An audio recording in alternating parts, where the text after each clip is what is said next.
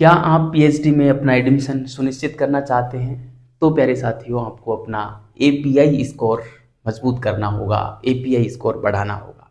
क्या होता है एपीआई स्कोर और कैसे उसको बढ़ाया जाता है? आइए जानते हैं इस छोटे से वीडियो में। वीडियो स्टार्ट करने से पहले आपको बताना चाहूँगा, यदि आप चैनल पे नए हैं तो चैनल को सब्सक्राइब और शेयर ज़रूर करना।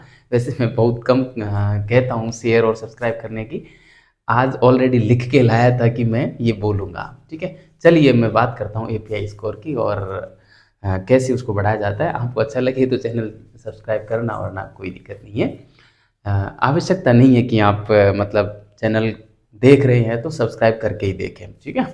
नहीं करेंगे तो आपको ऐसे कोई गैस्ट्रिक प्रॉब्लम या सिर में दर्द वगैरह कुछ नहीं होने वाला है, ठीक है। आप अपने स्तर पे जो भी है आप देखें।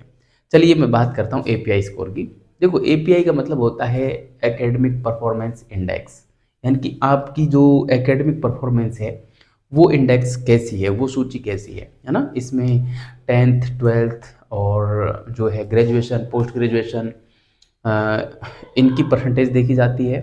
इसके अलावा आपके पास सर्टिफिकेट्स कितने हैं, सेट है, नेट है, जीआरएफ है, पीएचडी है, इन सब को मिलाकर आपका एक स्कोर बनाया जाता है। इसके अलावा भी इसमें बहुत सारी चीज़ें शामिल होती हैं, है ना। जैसे आपका सॉरी, टीचिंग एक्सपीरियंस है, यदि आपने पढ़ाया है तो वो इसमें और ऐड हो जाता है। यदि आप गवर्नमेंट सर्वेंट हैं तो उसका भी बेनिफिट आपको मिलता है।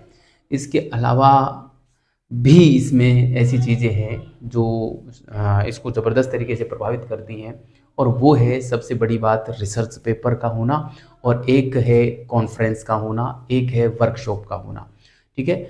ये देखो, इसमें दो तीन चीज़ें हैं जो आप कभी भी कर सकते हैं। जैसे रिसर्च पेपर का होना, है ना। जैसे टीचिंग एक्सपीरियंस का मामला है तो टीचिंग एक्सपीरियंस तो आप किसी स्कूल में जाएंगे या कॉलेज में जाएंगे, पढ़ाएंगे, तब जाके आपको पूरी साल भर आप पढ़ाओगे, तब जाके आपको एक साल का सर्टिफिकेट मिलेगा और उसका बेनिफिट आपको यहाँ पे होगा। और एक साल का 2 नंबर आपको मिलता है टीचिंग एक्सपीरियंस का।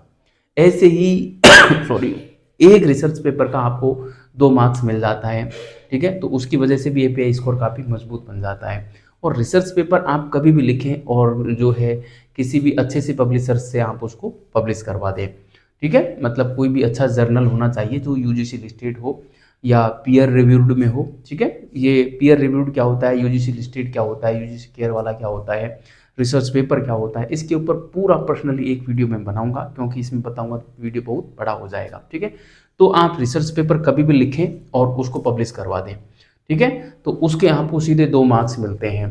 और ये अब कुछ लोग क्या करते हैं कि ये सोच के बैठे होते हैं कि ये रिसर्च पेपर जो होता है वो पीएचडी के दौरान ही लिखे जाते हैं और तभी पब्लिश करवाए जाते हैं। ऐसा बिल्कुल भी नहीं है। एक ग्रेजुएशन करने वाला विद्यार्थी भी रिसर्च पेपर लिख सकता है, पब्लिश करवा सकता है।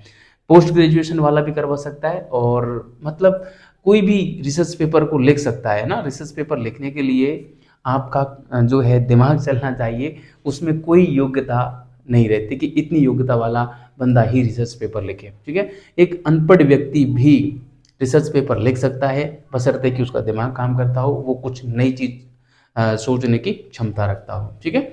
तो कोई भी व्यक्ति रिसर्च पेपर लिख के पब्लिश करवा सकता है, तो उसके 2 मार्क्स आपको मिलते हैं, और मैक्सिमम 5 रिसर्च पेपर का आप फायदा अपने एपीआई में ले सकते हैं। और 5 रिसर्च पेपर यदि आपने पब्लिश करवाए हैं तो आपको 10 मार्क्स का इजाफा होता है अपने एपीआई में। तो कितना मजबूत हो जाएगा आप सोचिए, अन्य लोगों के बजाय, ठीक है। एक तो ये आप बढ़ा सकते हैं। दूसरा, आप कोई भी कहीं भी मान लो कोई कॉन्फ्रेंस हो रही है, कोई सेमिनार आयोजित हो रही है, तो उस सेमिनार में जाके उस सेमिनार को अटेंड करें और रजिस्ट्रेशन करवा कर, है ना। ऐसे ही नहीं कि बस चले गए, जाके बैठ के आ गए, उससे कुछ नहीं होगा। आप रजिस्ट्रेशन करवाएं फिर जाके बैठें, तो उसका आपको एक सर्टिफिकेट मिलेगा।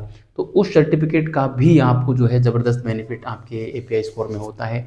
और जब कभी हम साक्षात्कार में जाते हैं ना, तो कई बार क्या होता है कि 2 स्टूडेंट के सेम मार्क्स हो जाते हैं। ऐसी स्थिति में वो क्या करते हैं कि वो देखते हैं फिर एपीआई स्कोर, कि किसके पास जो है एकेडमिक स्कोर अच्छा है किसका, ठीक है। जैसे किसी के पास सर्टिफिकेट्स अधिक है, मान लो कॉन्फ्रेंस का है, कोई वर्कशॉप भी आयोजित होती हैं, 7-7 दिन की वर्कशॉप होती है जिसमें शोध कैसे किया जाता है, शोध क्यों करते हैं, शोध के उद्देश्य क्या होते हैं, है ना, कैसे शोध करते हैं, सोर्स क्या जुटाते हैं, इन सारी व्यवस्थाओं पे जो है वो आपको प्रैक्टिकली बताते हैं। और सॉरी, कुछ चीज़ें थ्योरेटिकल होती हैं तो वो भी समझाते हैं, ठीक है। तो वर्कशॉप भी आप करें तो उसका यदि आपके पास सर्टिफिकेट है तो उसका भी आपको ज़बरदस्त बेनिफिट होता है। तो मान लो ऐसे जैसा मैंने अभी बताया कि 2 स्टूडेंट हैं जिनके समान मार्क्स आ गए मान लो, तो उसमें फिर किसको वो प्रायोरिटी देंगे?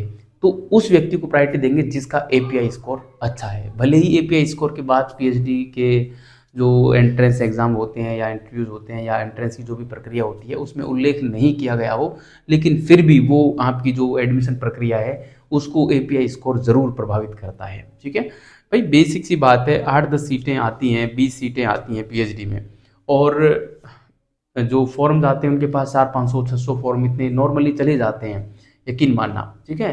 तो एक सीट पे सॉरी ठीक ठाक संख्या हो जाती है वहाँ पर भी। तो ऐसी स्थिति में नंबरों का सिमिलर होना एक जाहिर सी बात है, ठीक है। उस स्थिति में एपीआई स्कोर ही काम आता है, इसलिए आप रिसर्च पेपर पब्लिश करवा कर अपना एपीआई बढ़ा सकते हैं। आप किसी वर्कशॉप को ज्वाइन करके आपका एपीआई स्कोर बढ़ा सकते हैं। आप जो है कोई कॉन्फ्रेंस में सम्मिलित होकर अपना रजिस्ट्रेशन करवा कर पेपर प्रेजेंटेशन करके और अपना एपीआई स्कोर बढ़ा सकते हैं। इसके अलावा आप किसी सॉरी कोचिंग का नहीं, किसी कॉलेज में या स्कूल में पढ़ाते हैं और उसका यदि साल भर का आपको सर्टिफिकेट मिलता है तो मैक्सिमम 5 साल का जो एक्सपीरियंस है उसका फ़ायदा आप ले सकते हैं। मैक्सिमम 10 नंबर आप आपके एपीआई स्कोर में ऐड कर सकते हैं, ठीक है।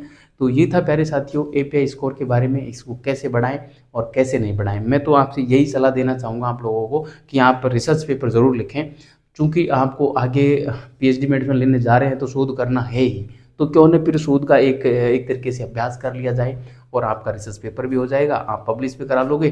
तो जब साक्षात्कार में बैठोगे ना पीएचडी के एडमिशन के साक्षात्कार में, और उससे पहले ही रिसर्च पेपर आपके पास होगा, तो सामने वालों के ऊपर एक ज़बरदस्त प्रभाव ये पड़ेगा कि बंदा रिसर्च को पूर्ण रूप से जो है अपनी रुचि को लेकर आया है, मतलब रिसर्च में इसकी पूरी रुचि है और ऑलरेडी देखो इसने रिसर्च पेपर पब्लिश करवा रखा है। तो एक अलग ही प्रभाव उनके ऊपर पड़ेगा और वो आपको जो है सेलेक्ट करने की पूरी कोशिश करेंगे, ठीक है। तो आप जो है अपना एपीआई स्कोर ज़रूर बढ़ाएंगे, ऐसा मुझे पूरा विश्वास है। और आपको इस वीडियो में जो मैंने जानकारी दी है वो समझ में भी आई होगी, ये भी मुझे पूरा विश्वास है। अगले वीडियो में मैं आपको बताऊंगा कि रिसर्च पेपर क्या होता है, कैसे लिखा जाता है और कहाँ से उसको पब्लिश करवाना चाहिए ताकि वो हमारा अधिक से अधिक बेनिफिट हमको दे। धन्यवाद।